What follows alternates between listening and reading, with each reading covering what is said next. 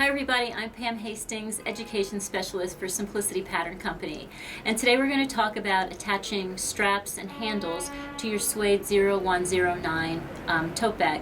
But this can be done, these techniques will be used on any handbag that you make anytime you want to be attaching webbed handles or things like that. Okay, the first thing I want to talk about was the webbing itself. Webbing comes in cotton, which is a little bit stiffer, or it comes in nylon. Okay, in either case, it does tend to fray a little bit at the ends. You can see it on this piece here.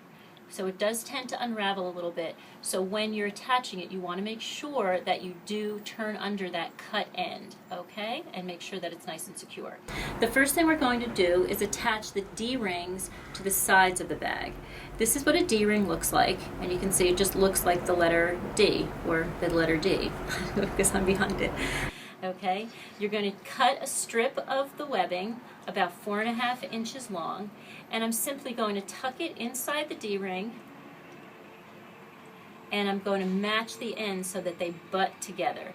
Now this is going to all be stitched down onto the bag, so that's fine. And a little tip I have is you might want to cut a little tiny piece of fusible webbing, and then this way when you turn this on, turn this over, you're going to just fuse it in place, and then there won't be any shifting of the layers, and it'll stay nice and secure for when you sew it. I've marked the placement of this tab on the side of my bag side piece. Now you have an option here. You can sew them on prior to sewing this into the bag, or you can wait until your bag's completed and sew everything in place. Then I'm going to simply put the butted ends are going to go against the fabric. Okay, and then you're going to pin it in place and sew all around. And then this is what it's going to look like when it's finished. Okay, let's see, I've done that little barn door thing. I sewed around it in a square, and then I kind of went back and forth, so it's nice and secure.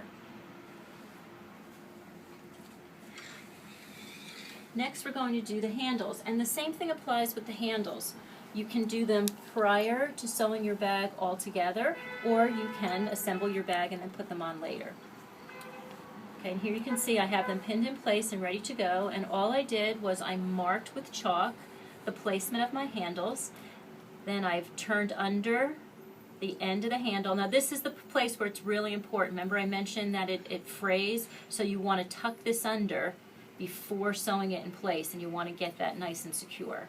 Okay, because if you leave it out, you're going to have all those frayed edges and it won't look really nice. Okay, so you're just going to pin that in place, and again, sew that little rectangle with the little X through it. Okay, and that'll make it nice and secure.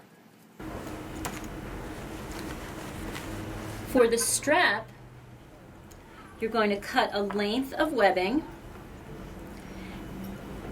and you're going to have 3 hardware pieces. You're going to have a buckle, and you're going to have 2 swivel hooks. And what a swivel hook is, it's essentially a hook that swivels.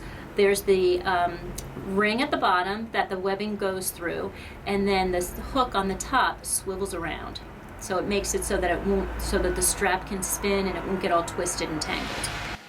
The first thing you're going to do is insert the webbing through the buckle.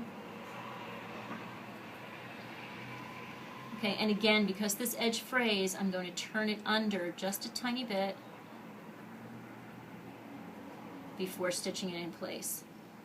You can use the fusible web here as well, because the layers do tend to shift, so to make sure that it comes out perfect, it's fine to use a little bit of fusible web just to hold that in place. Okay, then once I have that on, I'm going to go to the opposite end of my webbing, and you want to make sure that it's not twisted, okay, so it's nice and straight. I'm going to take one of my swivel hooks and thread it on. Okay, so you see that's how it's going to look at the end. Okay, then I'm going to bring my web all the way back and reinsert it right over the previous webbing on this end. Okay, then I'm going to take my remaining swivel hook, insert the webbing through it, and once again turn under the raw end and pin it in place.